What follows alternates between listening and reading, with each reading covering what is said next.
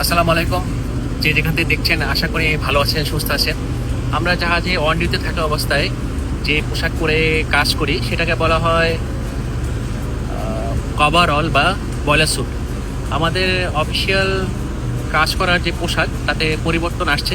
গত বছর কোম্পানি যা আমাদের কোম্পানির প্রত্যেকটা জাহাজে 4টি অপশন দিয়ে পাঠিয়েছিল। ম্যাক্সিমাম সেফারার বা নাবিক যে ড্রেসটি চুজ করেছে সেটাই এই বছর থেকে অলরেডি ইমপ্লিমেন্ট হয়েছে। আমাদের জাহাজে অলরেডি নতুন ড্রেস চলে এসেছে, সবাইকে বিতরণ করা হয়েছে। তো আরেকটি ভিডিওতে আপনারা যদি দেখতে চান, আমি নতুন পোশাকে আপনাদের আরেকটি আলাদা ভিডিও করে দেখাবো। আমাদের দুজন কলিগ ডেকে অনেক দূরে ওখানে কাজ করছে, জুম করে দেখেই দেখেন ওনাদের ড্রেস সম্পূর্ণ কমলা কালারের। আশেপাশে সমুদ্রের ভিউ একটু উপভোগ করে নিন, তারপরে নতুন ড্রেস আনবক্স করে আপনাদের দেখাবো। যাই রুমের দিকে এগিয়ে যাই। এটি হলো সি ডেক বা চতুর্থতলা। এই ডেকে সকল অফিসার এবং ইঞ্জিনিয়াররা বসবাস করে।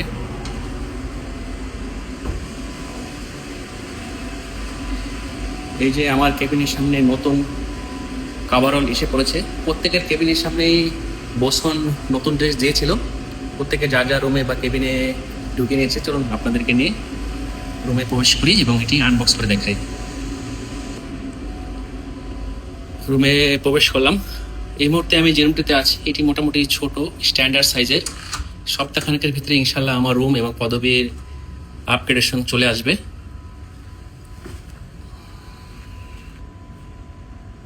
এতদিন আমরা যে পোশাকটি পরে কাজ করতাম সেই পোশাকটি আমি হ্যাঙ্গারে ঝুলেছি আপনাদের সহজভাবে বোঝানোর জন্য। এটি সম্পূর্ণ কমলা রঙের ছিল। আমার কাছে খুব একটা পছন্দনীয় কালার ছিল না। এবার নতুনটা খুলে চেক করি, চলুন। নতুন পোশাকটি আনবক্সিং করলাম। এটিতে মেইনলি দুটি কালারের কম্বিনেশন, কমলা এবং নীল। এটাকে হ্যাঙ্গারে ঝুলাই আপনাদের দেখার সুবিধার্থে, এবং এটির ভিতরে কী কী থাকে তাও আপনাদেরকে বিস্তারিত দেখাবো। সম্পূর্ণ ড্রেসটি হ্যাঙ্গারে হ্যাং করেছি আপনাদের দেখার সুবিধার্থে। খুবই চমৎকার কালার, আমার খুব পছন্দ হয়েছে। এখানে অলমোস্ট 40% অরেঞ্জ বা কমলা, বাকিটুক নীল। এই ড্রেসটি এমন অদ্ভুত কেন, বাসাবাড়ির শার্ট প্যান্টের মতো না, পুরুষদের পোশাক। সম্পূর্ণ একটি ড্রেস। এই ড্রেসটি এমনভাবে বানানোর জন্য যথেষ্ট কিছু কারণ থাকে, যাতে কাজ করার সময় দুর্ঘটনা কবলিত না হয়।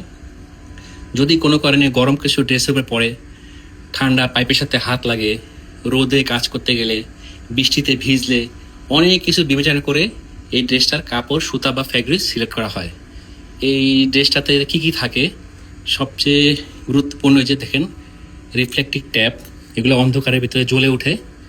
এখানে একটি পদবি বা নেম ট্যাগ লাগানোর জন্য ব্যবস্থা আছে।